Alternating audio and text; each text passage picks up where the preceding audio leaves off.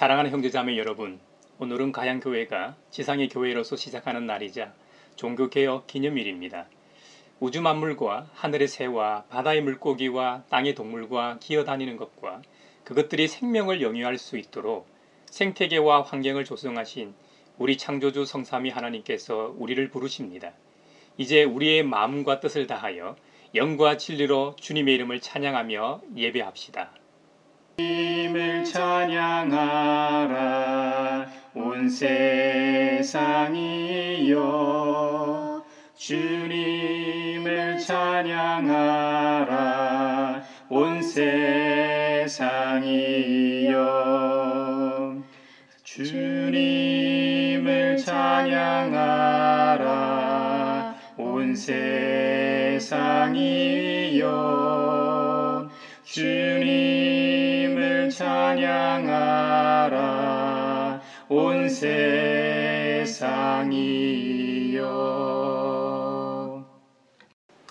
내가 주님을 늘 찬양할 것이니 주님을 찬양하는 노랫소리 내 입에서 그치지 않을 것이다. 나 오직 주님만을 자랑할 것이니 비천한 사람들아 듣고서 기뻐하여라. 나와 함께 주님을 높이자. 모두 함께 그 이름을 기리자. 내가 주님을 간절히 찾았더니 주님께서 나에게 응답하시고 내 모든 두려움에서 나를 건져내셨다. 주님을 우러러 보아라. 내 얼굴에 기쁨이 넘치고 너는 수치를 당하지 않을 것이다. 이 비천한 몸도 부르짖었더니 주님께서 들으시고 온갖 재난에서 구원해 주셨다. 주님의 천사가 주님을 경외하는 사람을 둘러 진을 치고 그들을 건져 주신다. 너희는 주님의 신실하심을 깨달아라. 주님을 피난처로 삼는 사람은 큰 복을 받는다. 주님을 믿는 성도들아, 그를 경외하여라. 그를 경외하는 사람에게는 아무런 부족함이 없을 것이다. 젊은 사자들은 먹이를 잃고 굶주릴 수 있으나 주님을 찾는 사람은 복이 있어 아무런 부족함이 없을 것이다. 주님은 주님의 종들의 목숨을 건져주시니 그를 피난처로 삼는 사람은 정죄를 받지 않을 것이다. 아멘. 사랑의 나는 있는 곳에 하나님께서 계시도다. 사랑의 나는 있는 곳에 하나님께서 계시도다. 만일 우리가 우리 죄를 자백하면 그는 미쁘시고 의로우사 우리 죄를 사하시며 우리를 모든 불의에서 깨끗하게 하신다는 말씀을 의지하여 우리 죄를 고백하오니, 신실하시고 의로우신 하나님, 우리 죄를 용서하시고 모든 불의에서 우리를 깨끗하게 해주시옵소서. 평화를 주소서. 당신의 평화를 우리 모두에게 평화를 주소서. 당신의 평화를 우리 모두에게.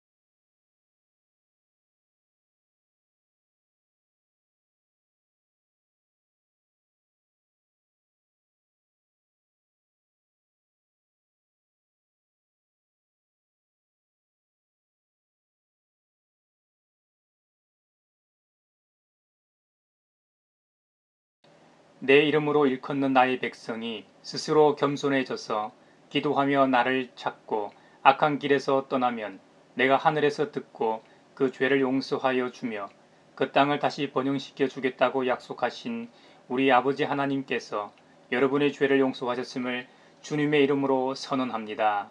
아멘. 내 영혼이 주님 찬양하며 기뻐합니다. 내 영혼이 내 영혼이 주님을 찬양합니다. 내 영혼이 주님을 찬양하며 기뻐합니다. 내 영혼이 주님을 찬양합니다. 서신의 말씀 요한계시록 7장 9절에서 17절입니다. 그 뒤에 내가 보니 아무도 그 수를 셀 수 없을 만큼 큰 무리가 있었습니다. 그들은 모든 민족과 종족과 백성과 언어에서 나온 사람들인데 흰 두루마기를 입고 종려나무 가지를 손에 들고 보좌 앞에 어린 양 앞에 서 있었습니다. 그들은 큰 소리로 구원은 보좌에 앉아 계신 우리 하나님과 어린 양의 것입니다 하고 외쳤습니다.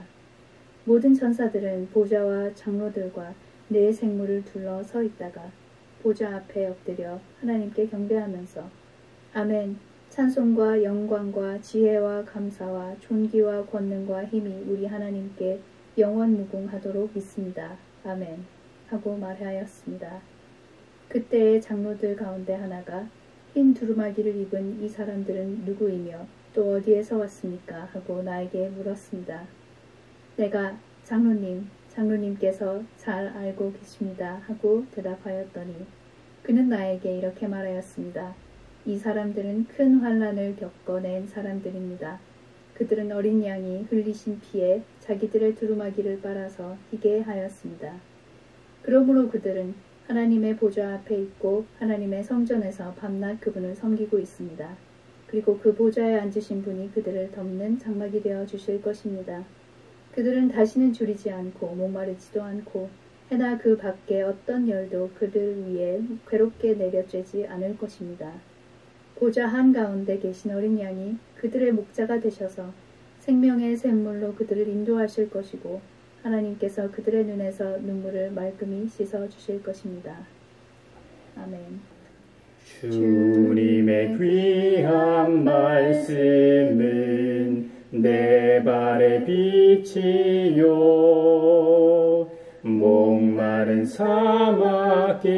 사막길에서 샘물과 같도다.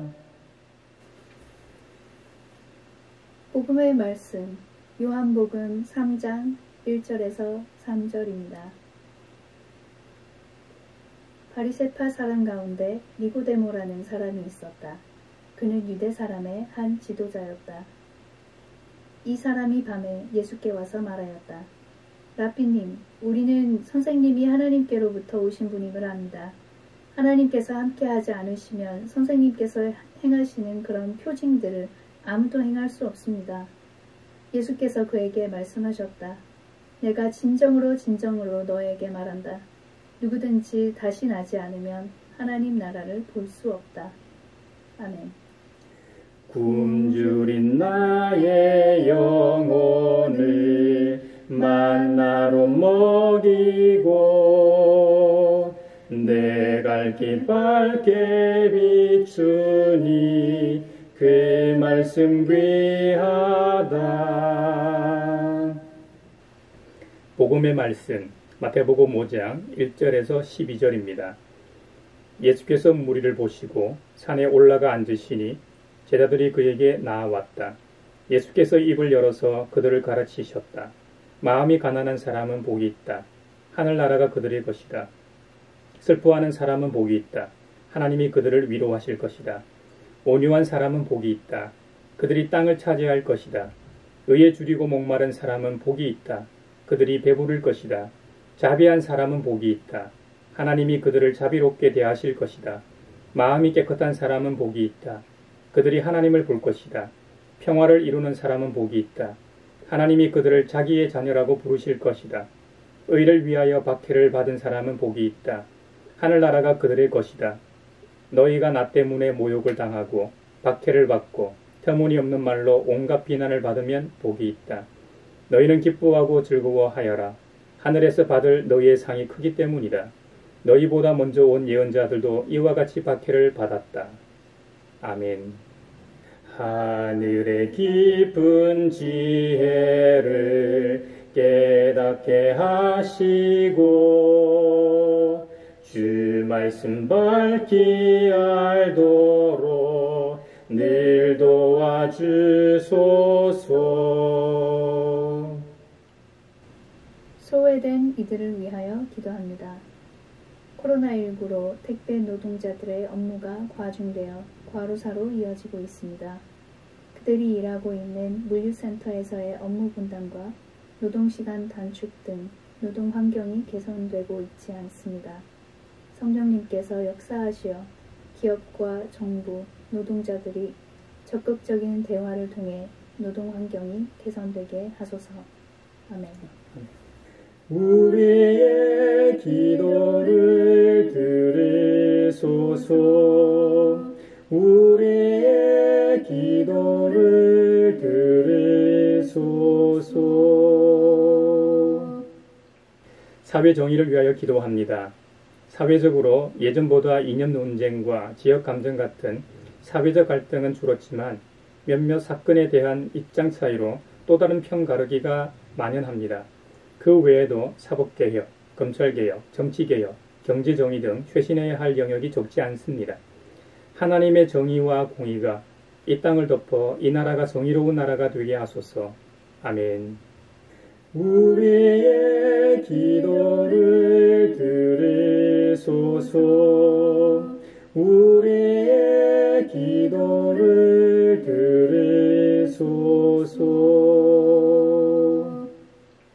세계 평화를 위하여 기도합니다.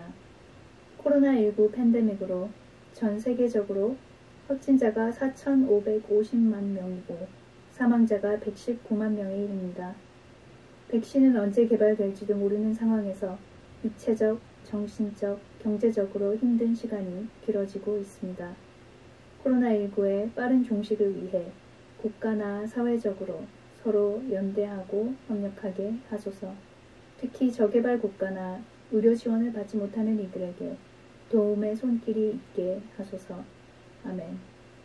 우리의 기도를 들으소서.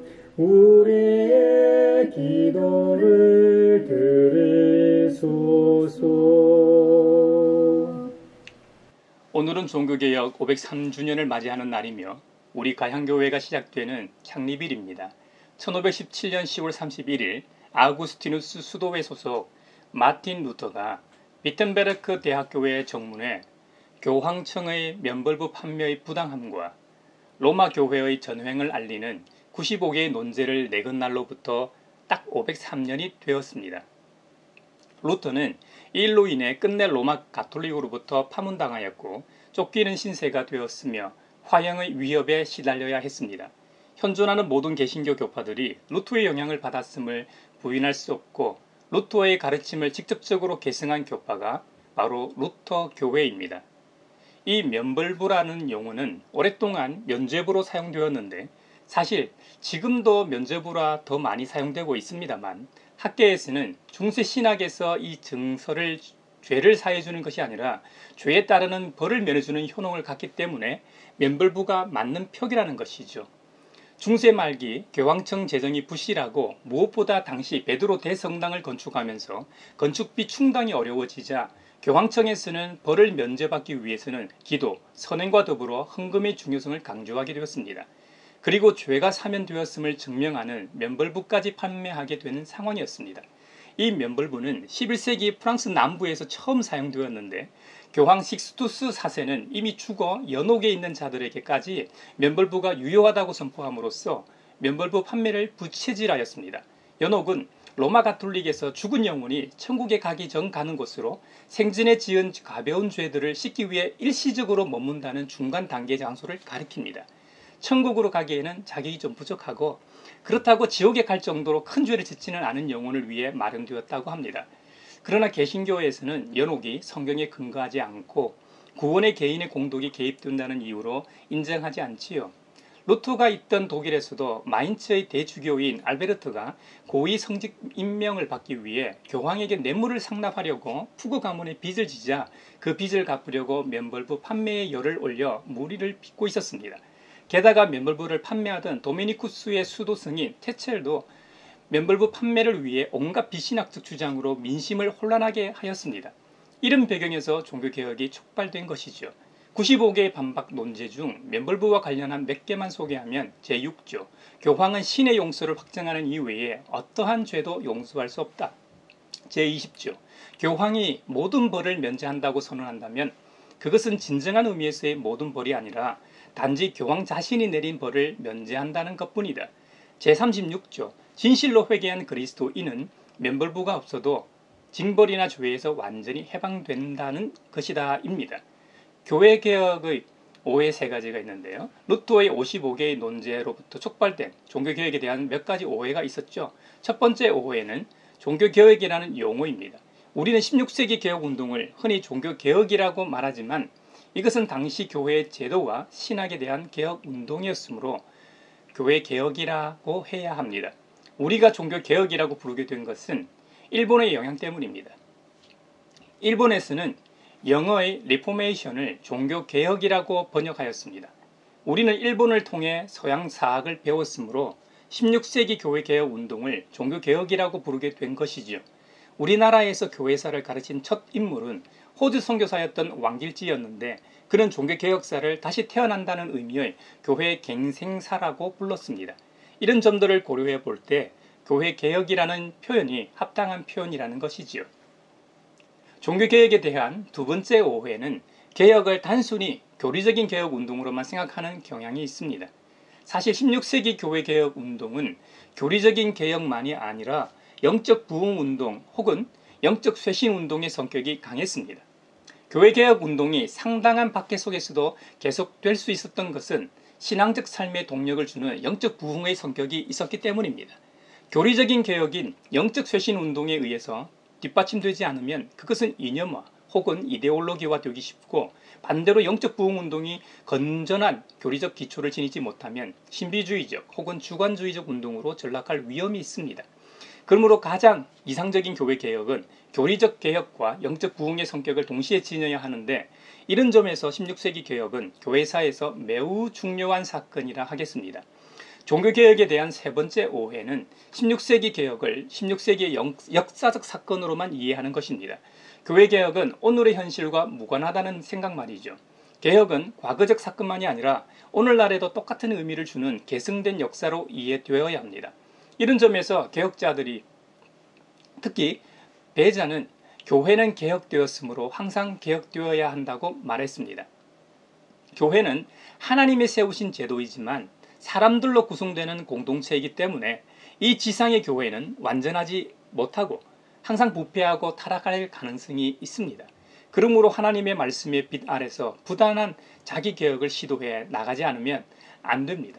이것이 바로 교회 개혁의 정신이며 오늘도 500여 년 전에 일어났던 교회 개혁 운동을 기념하는 이유입니다. 2020년 한 해는 한국 교회를 비롯하여 전 세계에 있는 모두에게 그 어느 해보다 길고 힘든 시간이 되고 있습니다. 이 어려운 시기에 교회는 세상을 향하여 소망을 주기보다는 오히려 그들에게 근심 걱정거리로 전락하고 있습니다. 루터를 통해 우리가 성찰할 수 있는 것은 교회와 그리스도인 스스로의 자정 능력의 회복입니다. 요즘 검찰개혁이 화두입니다. 권력이나 어떤 기관이나 단체도 스스로는 개혁이 안 되는 것 같습니다. 교회도 스스로 개혁이 안 되다 보니 하나님께서 세상을 통해 우리를 개혁하시는지도 모르겠습니다. 하나님께서 나단 선지자를 통해 주셨던 사무엘하 7장 14절에 나는 그에게 아버지가 되고 그는 내게 아들이 되리니 그가 만일 죄를 범하면 내가 사람의 매와 인생의 채찍으로 징계하겠다고 하셨습니다. 타자를 통해서라도 돌이키시겠다는 하나님 아버지의 강력한 관심과 애정을 엿볼 수 있는 대목입니다. 코로나19 팬데믹을 겪으면서 특히 한국 교회의 민낯을 많이 보게 됩니다. 물론 기본적으로 종교는 모이지 않으면 제 기능을 할 수가 없지요. 그런데도 상황이 얼마나 위중한지 가톨릭은 한국 천주교 230년 역사 처음으로 주일 미사를 중지한다고 발빠르게 선포했습니다. 발빠르게 모임 중단을 선언한 것은 불교계도 마찬가지였지요. 다만 개신교만이 엇박자였습니다.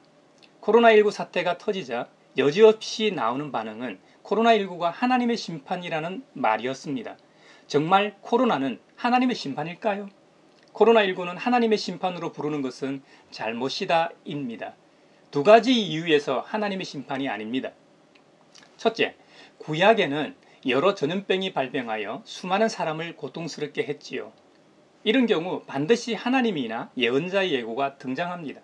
출애굽기의 10가지 재앙이나 다윗의 인구조사를 하는 범죄를 저지른 경우에도 예고가 있었습니다. 둘째, 하나님께서 심판을 위해 일으키신 질병은 절대로 인간의 능력으로 해결할 수 없다는 사실입니다. 하지만 코로나19는 적절한 방역을 통해 해결 가능한 질병입니다. 하나님께서 내리시는 재앙은 주님의 자비와 도우심을 구하며 부르짖을 수밖에 없는 성격을 가지고 있기 때문에 코로나가 하나님의 심판이라고 주장하는 것은 성경을 모르는 소리입니다. 다음으로 오늘날은 포스트 크리스텐덤 시대라는 점입니다. 종교개혁가들이 살았던 시대만 해도 기독교가 지배하는 국가나 사회인 크리스텐덤이었습니다. 그렇기 때문에 구약에서 이스라엘에 적용했던 관점을 16세기 대중들에게 그대로 이야기해도 크게 문제가 되지 않았습니다. 하지만 지금은 포스트 크리스텐덤 시대이자 무종교 사회이며 다문화 사회입니다. 더군다나 4차 산업혁명을 이야기하는 초지능, 초연결, 초융합 사회에 접어들었습니다. 이런 사회에서 볼 때 기독교가 얼마나 비상식적인 집단으로 보이겠습니까? 신천지나 기독교나 매 한 가지처럼 보이는 것이 틀린 말이 아닐지도 모릅니다. 또 다른 한국 교회의 모습을 보면 코로나19 팬데믹 상황에서 대처하는 교회의 모습입니다. 예배당에 모이는 주일 공예배를 온라인 예배로 전환하라는 공고를 종교 탄압이라고 반발했습니다. 헌법에서 보장한 종교의 자유를 지켜내야 한다며 정부를 비난했습니다. 정말 어처구니 없는 상황 인식이 아닐 수 없습니다. 대부분의 대형 교회들이 처음에는 목숨 걸고 예배를 사수하겠다고 입장문을 내고 선포했지요. 하지만 여론의 비판이 빗발치자 상당수 대형 교회들이 어쩔 수 없이 온라인 예배로 전환했습니다.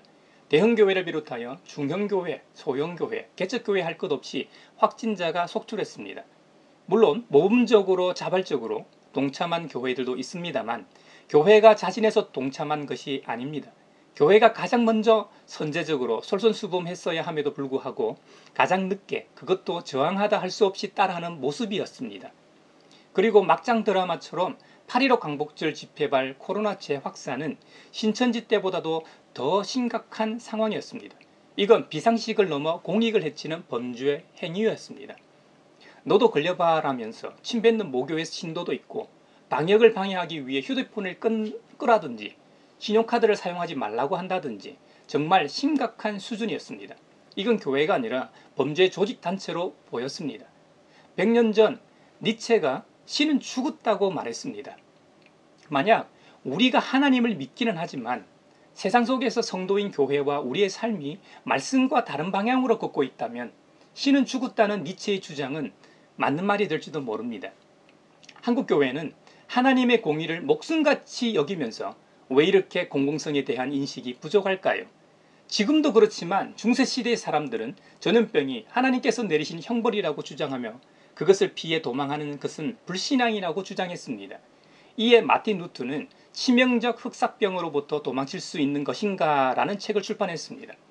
그 책에서 루트는 경솔하고 분별 없이 하나님을 시험하고 죽음과 흑사병에 대처하는 모든 수단을 무시하는 사람들에 대해 반론을 제기하며 이렇게 권면합니다. 약을 먹어라. 집과 마당과 거리를 소독하라. 사람과 장소를 피하라. 나는 소독하여 공기를 정화할 것이고 약을 지어 먹을 것이다. 나는 내가 꼭 가야 할 장소나 꼭 만나야 할 사람이 아니라면 피하여 나와 이웃 간의 감염을 예방할 것이다. 혹시라도 나의 무지와 태만으로 이웃이 죽임을 당하게 해서는 안 되기 때문이다. 여러분, 종교개혁자의 모습이 바로 공적 책임을 가지고 있는 교회와 성도의 참 모습입니다. 물론 종교개혁은 하나님의 경륜이지만 종교개혁자들의 이러한 공공성, 공적 책임의식이 있었기 때문에 종교개혁이 성공할 수 있었던 겁니다. 이 외에도 교회에는 개혁하고 쇄신해야 할 문제가 산적해 있습니다. 교회의 물량화, 양극화, 목회자의 질적 저하, 교권 쟁탈, 교단 정치의 파행, 교회의 세습화, 교회의 정교유착, 기득권화, 반공주의와 통일에 대한 대안 부족, 안티기독교와 이단 기독교의 등장 등 오늘날 당면한 위기는 한둘이 아닙니다. 16세기 교회 개혁의 서막을 알렸던 에라스무스가 제창한 에드 폰테스, 즉 근원으로 돌아가야 한다는 이 외침은 그 어느 때보다 지금 절실한 것 같습니다. 오늘 본문들은 이런 점에서 근원으로 돌아가야 할 한국교회와 그리스도인인 우리에게 거울이 됩니다. 2000년 전 이스라엘 당시 율법에 정통한 랍비요, 유대의 최고 중앙의결기구이며 최고 재판소이기도 했던 사내들인 공회는 당시 의장인 대제사장과 70인의 의원으로 구성되었습니다. 치안을 위한 범인 체포권까지 가진 막강한 이들이었습니다. 이 핵심 지도자 중에 하나가 바로 니고데모였다는 말입니다. 예수님과 니고데모와의 실제 대화는 요한복음 3장 1절에서 21절입니다. 본달락은 당시 유대인의 중심 세력이었던 바리새인들의 율법주의의 허구를 밝히고 하나님 나라는 오직 중생을 통해서만 들어갈 수 있다는 기독교 핵심 진리를 밝히는 중요한 내용을 담고 있습니다. 니고데모는 예수님을 향하여 랍비라고 부릅니다. 당시 신분적으로 공식 랍비였던 니고데모가 30 정도 된 젊은 청년을 향하여 랍비님이라고 호칭합니다. 당시 랍비가 되려면 우선 랍비로서의 정규 교육 과정을 밟아야 했고 나이도 40세가 넘어야 가능했습니다. 예수님의 이 조건에 하나도 해당 사항이 없었습니다. 그럼에도 불구하고 니고데모가 예수님을 랍비라고 부른 것은 그가 열린 마음의 소유자였고 소통할 자세가 된 인물이라는 것을 보여줍니다. 요한복음 3장 이전에 예수님의 공생의 첫 이적인 가나의 혼인잔치에서 물을 포도주로 만드신 사건과 성전 정화 사건을 통해 이미 알고 있었기 때문일 겁니다. 니고데모는 자신의 사회적 신분과 관계망을 통해 이미 예수님에 대해 정보를 수집했겠지요. 대부분의 직관적으로 범상치 않은 인물임을 깨달았을 겁니다. 또한 그는 바리새인이긴 했지만 진정으로 진리와 영생에 목말라 했던 인물이었던 것 같습니다. 그래서 그가 예수님께 찾아와 고백하기를 랍비님, 우리는 선생님이 하나님께로부터 오신 분임을 압니다. 하나님께서 함께 하지 않으시면 선생님께서 행하시는 그런 표징들을 아무도 행할 수 없습니다. 라고 했던 것이죠. 그렇다면 과연 니고데모는 영생을 찾았을까요? 과연 회심했을까요? 요한복음 7장에 보면 예수님께서 초막절을 지키기 위해서 성전에 올라가신 장면이 나옵니다. 예수님을 따르는 많은 무리들 사이에 대제사장들과 바리새파 사람들이 예수님을 잡고자 성전 경비병들을 보냈습니다.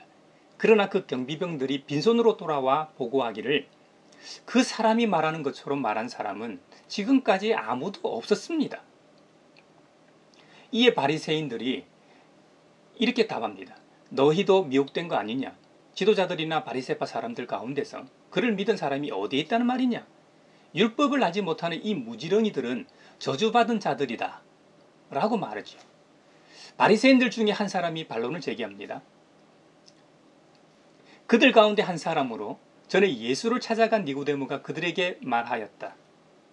우리의 율법으로는 먼저 그 사람의 말을 들어보거나 또 그가 하는 일을 알아보거나 하지 않고서는 그를 심판하지 않는 것이 아니요. 이렇게 예수님을 변호하는 사람이 바로 전에 예수님을 찾아왔던 니고데모라고 기록하고 있습니다. 또 예수님께서 십자가의 순환을 받으시고 숨지셨을 때 예수님을 장례하기 위해 빌라도에게 예수님의 시신을 거둘 수 있도록 청하는 장면이 요한복음 19장에 나옵니다. 요한복음 19장 38절에서 40절에 보면 그 뒤에 아리마대 사람 요셉이 예수의 시신을 거두게 하여 달라고 빌라도에게 청하였다. 그는 예수의 제자인데 유대 사람이 무서워서 그것을 숨기고 있었다. 빌라도가 허락하니 그는 가서 예수의 시신을 내렸다. 또 전에 예수를 밤중에 찾아갔던 니고데모도 모략에 침향을 섞은 것을 100근쯤 가지고 왔다. 100근은 현재 60kg 정도 됩니다. 그들은 예수의 시신을 모셔다가 유대 사람의 장례 풍속대로 향료와 함께 삼배로 감았다라고 기록합니다. 사내들인 공회의원이었던 아리마대 요셉과 니고데모는 예수님의 몸을 취하여 향품과 함께 세마포로 쌌던 것이죠. 니고데모는 그렇게 갈구하던 영생을 찾았고 예수 그리스도의 참 제자가 되었습니다. 그리스도의 제자의 삶에 대해 마태복음 5장에서 7장의 산산수훈은 아주 잘 설명해 놓고 있습니다. 그 중에서도 핵심이 바로 오늘 본문인 팔복입니다. 이 산산수훈은 그리스도의 초림과 재림 사이를 살아갈 기독교인에 대한 윤리 헌장으로서 그리스도의 초림으로 세상에 임한 임의와 그 완성은 역사의 종말에 갔어야 완전히 이루어지기 때문에 아직 사이의 긴장 속에서 살아가는 이 땅의 성도들에게 새 시대의 새 기준으로서 삶의 규범이 됩니다. 팔복의 8가지 항목은 복을 받기 위한 조건이 아니라 이미 복을 받은 자의 내면적 상태에 대해 선언하고 있는 것이지요. 하나님께서 백성들에게 무엇을 바라시며 어떤 수준의 삶을 살기를 원하시는가를 보여주는 것으로 구약의 율법을 절대적 내면적 차원으로까지 확대 심화시키고 있습니다. 바로 이런 점에서 예수님께서는 자신이 오신 목적이 율법을 폐하기 위함이 아니라 완전하게 하려는 것에 있다고 하신 것입니다.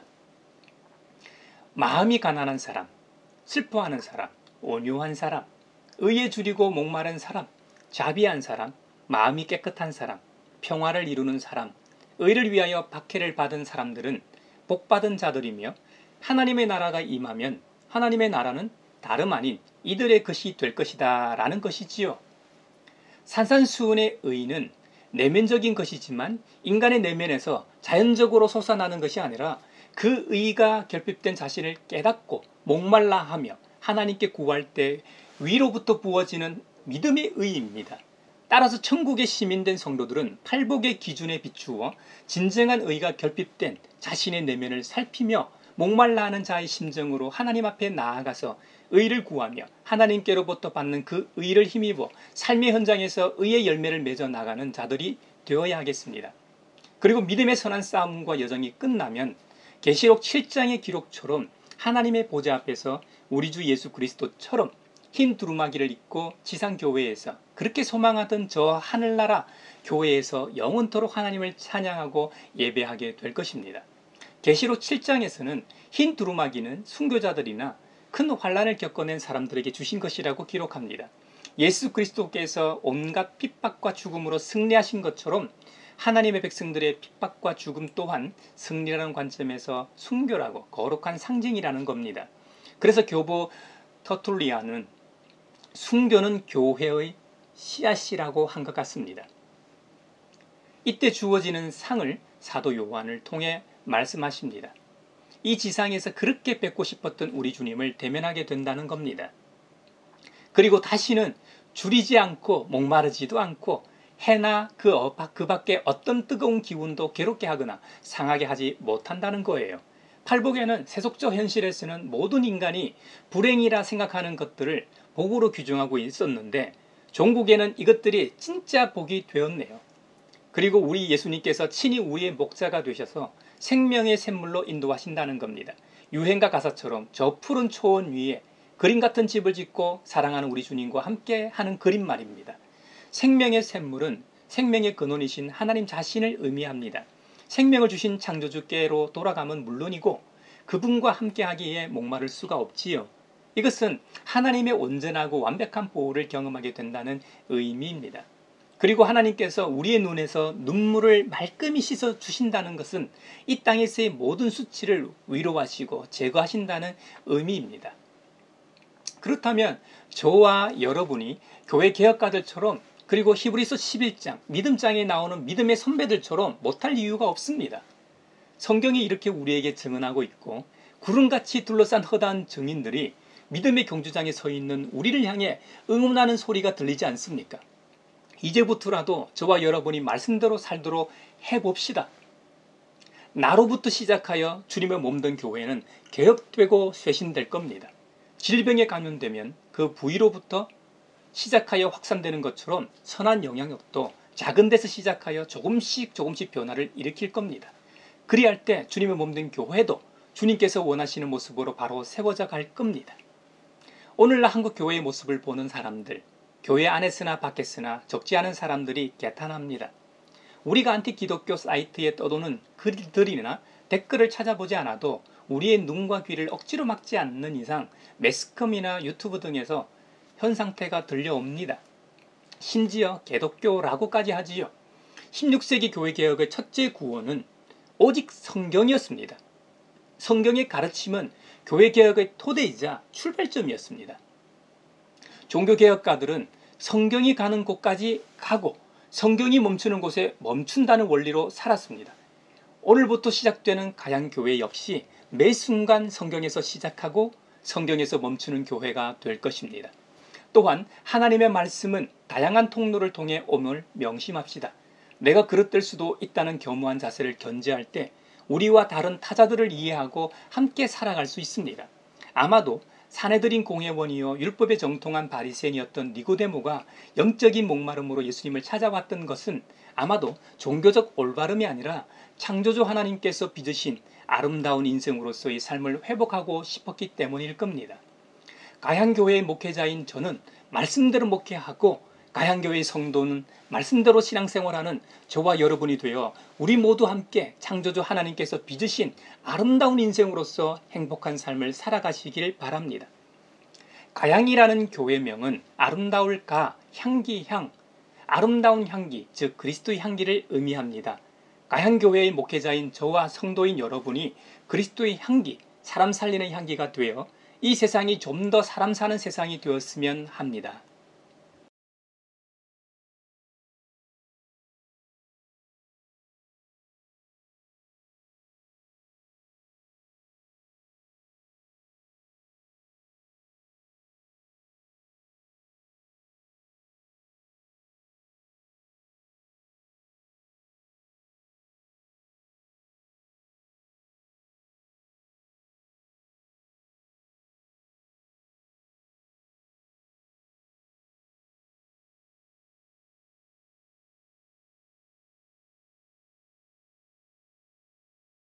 사랑의 나눌 있는 곳에 하나님께서 계시도다. 사랑의 나눌 있는 곳에 하나님께서 계시도다. 여기에 모인 우리는 우리의 믿음의 역사와 사랑의 수고와 우리 주 예수 그리스도에 대한 소망의 인내를 여기 연보를 통해 담아 올려드립니다. 주님께서 말씀하신 대로 각각 그 마음에 정한 대로 인색함으로나 억지로 하지 않고 즐거운 마음으로 바치오니 향기로운 예물이 되게 하소서. 은혜의 주님, 우리의 정성을 어여삐 여기시어 주님께서 베푸신 은혜에 비하면 보잘것없지만 말씀하신 대로 미리 구비하여 드리오니 기쁘게 받으시옵소서. 우리의 가진 것이 비록 적어도 바치는 기쁨은 더 커지고 버는 것이 적어도 나누는 즐거움은 더욱 넘쳐 우리 믿음의 소문이 각처에 퍼지게 하소서. 우리 주 예수 그리스도의 이름으로 감사하며 기도하옵나이다. 아멘. 얼마나 오래 기도하면서 나를 바칠 수 있나. 얼마나 오래 기다리면서 세상 바꿀 수 있나. 얼마나 오래 가슴 졸이며 빵을 모을 수 있나. 얼마나 오래 눈물 닦으며 땀을 흘릴 수 있나. 줄인 내 이웃을 먹여 눈물 닦아줄 때에 한 사람 한 사람 먹여주셨던 주님 기억합니다. 얼마나 오래 준비되었나 옳으니라는 마음 얼마나 오래 참을 수 있나 겁에 짓눌린 실패 푸르른 초원 모두 모여서 주님 말씀 들을 때 빵과 물고기 나눠 먹이며 기적 이루어냈네 주린 내 이웃을 먹여 눈물 닦아줄 때에 한 사람 한 사람 먹여주셨던 주님 기억합니다.